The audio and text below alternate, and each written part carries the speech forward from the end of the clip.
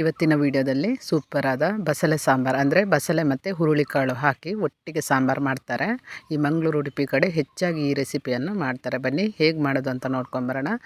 ತುಂಬ ನಾರಿನಾಂಶದಿಂದ ಕೂಡಿರುವಂತಹ ಈ ಬಸಳೆ ಸಾಂಬಾರು ಆರೋಗ್ಯಕ್ಕೆ ತುಂಬ ಒಳ್ಳೆಯದು.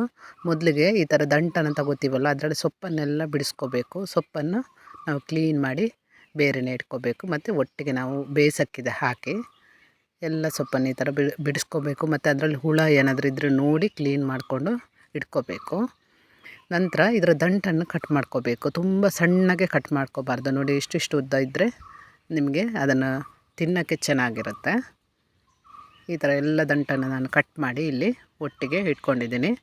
ದಂಟು ಕಟ್ ಮಾಡಿದ ನಂತರ ನಾವೇನು ಸೊಪ್ಪು ಬಿಡಿಸ್ಕೊಂಡು ಇಡ್ತೀವಲ್ವ, ಅದನ್ನು ಹಾಗೆ ಚೆನ್ನಾಗಿ ತೊಳೆದು ನೀರಲ್ಲಿ 1-2 ರಿಂದ 3 ಸರಿ ತೊಳೆದು ಕ್ಲೀನ್ ಮಾಡಿ ಇದನ್ನು ಸ್ವಲ್ಪ ಮೀಡಿಯಮ್ ಸೈಜಲ್ಲಿ ಕಟ್ ಮಾಡ್ಕೋಬೇಕು. ತುಂಬ ಸಣ್ಣಗೆ ಕಟ್ ಮಾಡ್ಕೋಬಾರ್ದು, ಅಂದರೆ ನಮಗೆ ತಿನ್ನುವಾಗ ಅದು ಬಾಯಿಗೆ ಸಿಗಬೇಕು. ಹಾಗಾಗಿ ಮೀಡಿಯಮ್ ಸೈಜಲ್ಲಿ ಕಟ್ ಮಾಡಿದರೆ ಆಯಿತು. ಇವತ್ತು ನಾನು ಕುಕ್ಕರಲ್ಲಿ ಬಸಳೆ ಸಾಂಬಾರು ಯಾವ ರೀತಿ ಮಾಡೋದಂತ ತೋರಿಸ್ಕೊಡ್ತಾ ಇದ್ದೀನಿ. ಈ ಹಿಂದಿನ ವೀಡಿಯೋದಲ್ಲಿ ಬಸಳೆ ಸಾಂಬಾರನ್ನು ನಾನು ನಾರ್ಮಲಾಗಿ ಒಂದು ಪಾತ್ರೆಯಲ್ಲಿ ಮಾಡಿ ತೋರಿಸಿದ್ದೀನಿ. ನೀವು ಬೇಕಾದರೆ ಹೋಗಿ ಚೆಕ್ ಮಾಡ್ಬೋದು. ಇವತ್ತು ನೋಡಿ ಹುರುಳಿಕಾಳು ಹಾಕಿ ನಾನು ಸಾಂಬಾರು ಮಾಡಿ ತೋರಿಸ್ತಾ ಇದ್ದೀನಿ. ಬಸಳೆ ಸಾಂಬಾರು ಕುಕ್ಕರಿಗೆ ಆಲ್ರೆಡಿ ನಾನು ದಂಟನ್ನು ಕಟ್ ಮಾಡಿ ಕ್ಲೀನ್ ಮಾಡಿ ಹಾಕ್ಕೊಂಡಿದ್ದೀನಿ. ಹುರುಳಿಕಾಳು ನೋಡಿ ಈ ಥರ ನೆನೆಸಿಟ್ರೆ ಬೇಗ ಬೇಯುತ್ತೆ. 1/4 ಕಪ್ಪಷ್ಟು ಹುರುಳಿಕಾಳನ್ನು ಹಾಕ್ಕೊಂಡಿದ್ದೀನಿ. ಜೊತೆಗೇ ಹಲಸಿನ ಬೀಜ ಮನೆಯಲ್ಲಿತ್ತು, ಇದನ್ನು ಕೂಡ ಸ್ವಲ್ಪ ಹಾಕ್ಕೊಂಡಿದ್ದೀನಿ. ತುಂಬ ಚೆನ್ನಾಗಿ ಟೇಸ್ಟ್ ಕೊಡುತ್ತೆ. ನಾರ್ಮಲಾಗಿ ಹಲಸಿನ ಬೀಜ ಮತ್ತು ಬಸಳೆ ಮಾತ್ರ ಹಾಕಿ ಮಾಡಿದ್ರು ತುಂಬ ಒಳ್ಳೆಯ ಕಾಂಬಿನೇಷನ್ ಅಂತಲೇ ಹೇಳ್ಬೋದು. ನೋಡಿ ಇದರ ಮೇಲೇ ಸೊಪ್ಪು ಹಾಕ್ಕೊಂಡಿದ್ದೀನಿ. ಸೊಪ್ಪು ಹಾಕಿದ ನಂತರ ಸ್ವಲ್ಪ ನೀರು ಹಾಕ್ಕೊಂಡ್ರೆ ಸಾಕು. ತುಂಬ ನೀರು ಹಾಕೋಬೇಡಿ, ಯಾಕಂದರೆ ಬಸಳೆ ನೀರಿನ ಅಂಶ ಜಾಸ್ತಿ ಇರೋದ್ರಿಂದ ನೀರು ಬಿಡುತ್ತೆ ಅದು ಸೊಪ್ಪೆಲ್ಲ. ಹಾಗಾಗಿ ದಂಟು ಮುಳುಗುವಷ್ಟು ನೀರು ಹಾಕ್ಕೊಂಡು 1 ಟೊಮೊಟೊ ಹಾಕ್ಕೊಂಡಿದ್ದೀನಿ. ನಂತರ 2 ಸ್ಪೂನಷ್ಟು ಉಪ್ಪು ಹಾಕ್ಕೊಂಡಿದ್ದೀನಿ. ಉಪ್ಪು ಹಾಕಿದ ನಂತರ 3 ವಿಸಿಲ್ ತೆಗೆದ್ರೆ ಆಯಿತು, ಚೆನ್ನಾಗಿ ಬೇಯುತ್ತೆ ಅದು. ಇಲ್ಲಿ ಮಸಾಲಕ್ಕೆ ಸ್ವಲ್ಪ 1/4 ಸ್ಪೂನಷ್ಟು ತೆಂಗಿನ ಎಣ್ಣೆ ಹಾಕ್ಕೊಂಡಿದ್ದೀನಿ. 7 ರಿಂದ 8 ಬ್ಯಾಡಗೆ ಮೆಣಸನ್ನು ಹಾಕ್ಕೊಂಡು ಚೆನ್ನಾಗಿ ಇದನ್ನು ಸ್ವಲ್ಪ ಹುರಿಬೇಕು. ಹಸಿ ಸ್ಮೆಲ್ಲೆಲ್ಲ ಹೋಗಬೇಕು, ಅದು ಉಬ್ಬಿ ಬರುತ್ತೆ, ಆಗ ನಿಮಗೆ ಫ್ರೈ ಆಗಿದೆ ಅಂತ ಗೊತ್ತಾಗುತ್ತೆ. 1.5 ಸ್ಪೂನಷ್ಟು ಕೊತ್ತಂಬರಿ ಬೀಜನ ಹಾಕ್ಕೋಬೇಕು. ಜೊತೆಗೇ ಅರ್ಧ ಸ್ಪೂನಷ್ಟು ಜೀರಿಗೆ, 1/4 ಸ್ಪೂನಷ್ಟು ಸಾಸಿವೆಯನ್ನು ಹಾಕ್ಕೋಬೇಕು. 5 ರಿಂದ 6 ಕಾಳಷ್ಟು ಮೆಂತ್ಯ ಬೀಜ ಇದೆಯಲ್ಲ, ಅದನ್ನು ಹಾಕ್ಕೊಂಡು ಚೆನ್ನಾಗಿ ಹುರಿಬೇಕು. ಇದನ್ನು ಹಾಗೆ ಲೋ ಫ್ಲೇಮಲ್ಲಿಟ್ಟು ಹುರಿಬೇಕು, ಹೈ ಫ್ಲೇಮ್ ಇಡಬೇಡಿ, ಸೀದೋಗುತ್ತೆ. ನಂತರ ಒಂದು ಮಿಕ್ಸಿ ಜಾರ್ ತಗೊಂಡು ಇದಕ್ಕೆ ಎಲ್ಲ ಹುರಿದ ಮಸಾಲಾನ ಹಾಕ್ಕೋಬೇಕು.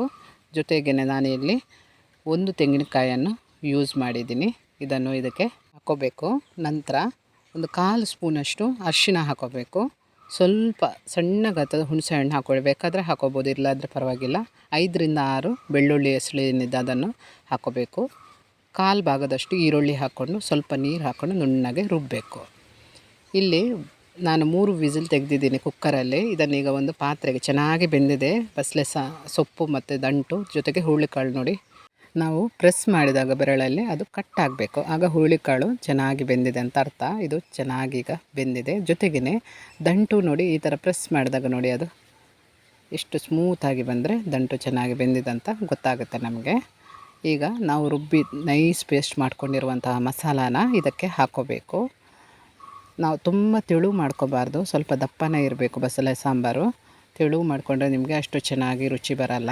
ಇದನ್ನು ಚೆನ್ನಾಗಿ ಮಿಕ್ಸ್ ಮಾಡಿ ಉಪ್ಪಿನ ಹದ ಚೆನ್ನಾಗಿ ನೋಡ್ಕೋಬೇಕು.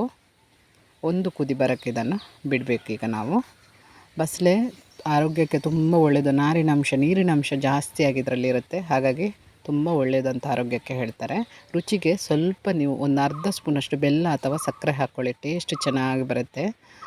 ನೋಡಿ ಸೂಪರಾದ ಬಸಳೆ ಸಾಂಬಾರು ರೆಡಿಯಾಗಿದೆ. ಹುರುಳಿಕಾಳು ಜೊತೆ ಹೇಳೋದೇ ಬೇಡ, ಸೂಪರ್ ಟೇಸ್ಟ್ ಕೊಡುತ್ತೆ ಹುರುಳಿಕಾಳು ಹಾಕಿದ್ರೆ. ನೀವೊಮ್ಮೆ ಟ್ರೈ ಮಾಡಿ ನೋಡಿ ಈ ರೆಸಿಪಿಯನ್ನು. ಕೊನೆಯಲ್ಲಿ ಒಂದು ಒಳ್ಳೆಯ ಒಗ್ಗರಣೆಯನ್ನು ಇದಕ್ಕೆ ಕೊಡಬೇಕು. 5 ರಿಂದ 6 ಸ್ಪೂನ್ ಆಗುವಷ್ಟು ತೆಂಗಿನ ಎಣ್ಣೆಯನ್ನು ಹಾಕ್ಕೊಂಡಿದ್ದೀನಿ. 1 ಸ್ಪೂನ್ ಆಗುವಷ್ಟು ಸಾಸಿವೆಯನ್ನು ಎಣ್ಣೆ ಬಿಸಿ ಆದ ನಂತರ ಹಾಕ್ಕೋಬೇಕು. 4 ರಿಂದ 5 ಜಜ್ಜಿದ ಬೆಳ್ಳುಳ್ಳಿಯನ್ನು ಹಾಕ್ಕೋಬೇಕು. 2 ಬ್ಯಾಡಗೆ ಮೆಣಸನ್ನು ಕಟ್ ಮಾಡಿ ಹಾಕ್ಕೊಳ್ಳಿ. 1/4 ಸ್ಪೂನಷ್ಟು ಹಿಂಗನ್ನು ಹಾಕ್ಕೊಳ್ಳಿ, ಫ್ಲೇವರು ಚೆನ್ನಾಗಿರುತ್ತೆ, ಹಾಗೆಯೇ ಗ್ಯಾಸ್ಟ್ರಿಕ್ ಸಮಸ್ಯೆ ಆಗೋದಿಲ್ಲ. ಸಾಸಿವೆ ಸಿಡಿಯುತ್ತೆ ಮತ್ತು ಬೆಳ್ಳುಳ್ಳಿ ಸ್ವಲ್ಪ ಬ್ರೌನ್ ಕಲರಿಗೆ ಬಂದಾಗ ಒಗ್ಗರಣೆಯನ್ನು ಹಾಕ್ಕೋಬೇಕು. ಸೂಪರಾದ ಒಗ್ಗರಣೆ ರೆಡಿಯಾಗುತ್ತೆ.